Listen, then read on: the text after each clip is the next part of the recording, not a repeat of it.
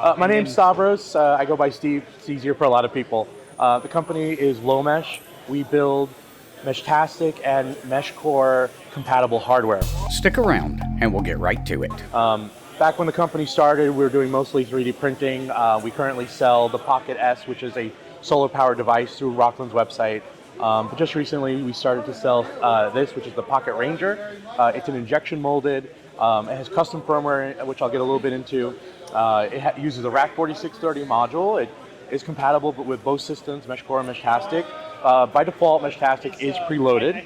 Unlike standard firmware that you get with Meshtastic, the reason why ours is a little bit different is we actually use the RX duty cycle in LoRa.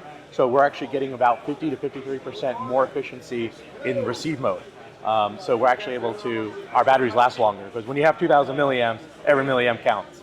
Our TX power output over Bluetooth is actually plus 4 dB versus your standard node is only 0 by the default firmware. So we want to make sure you have reliability over Bluetooth. You want to make sure that you have reliability over LoRa, but still, you know, it'll last 2, 3, 4 weeks depending on how often you transmit. They are injection molded. It's made from ASA, so it's going to be UV resistant. It has a 2000 milliamp battery inside. The product pricing ranges anywhere between 50 to 80. The model I have here is $60, well, $59.99. And this uses an external antenna, and you can swap it out for an 868 antenna. But by default, right now we're selling it with the 915 antenna for the US market. The inside of here uses the same charge controller as the solar device that I had mentioned previously. So you can connect an external solar panel to this device over USB-C, and you will still get the efficient charging. Not as good as direct without the USB-C stuff, but it will efficiently charge and not drain under 5 volts.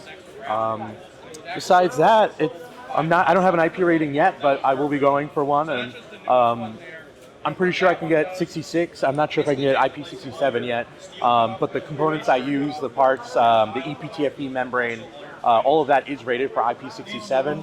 So I'm going to undershoot for 66 and try to get to that point. So what kind of battery life can we expect out of this unit? You were talking about you had changed some stuff in the firmware. Correct. Better battery life. So if in hypotheticals, because everything depends on the amount of time, the amount of people in the area, how many times it's pinging. You'll get, if you're using MeshCore or Meshtastic, either one gives you different rates. So if you're just in receive mode and only listening with nobody around, it'll last up to 4 weeks. Oh wow! Yeah, that's with the RX duty cycle enabled. Okay. If you're in an area like this where you got a lot of people, even with the RX duty cycle, this is still transmitting a lot. So even at 2000 milliamps, you're probably going to get about a week of on time.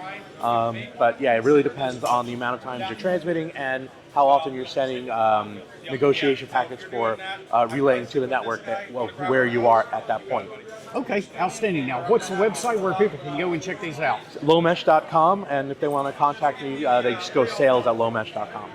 Outstanding, man. Thank you so much for taking a few minutes with us. Thank you for coming by. Thank you.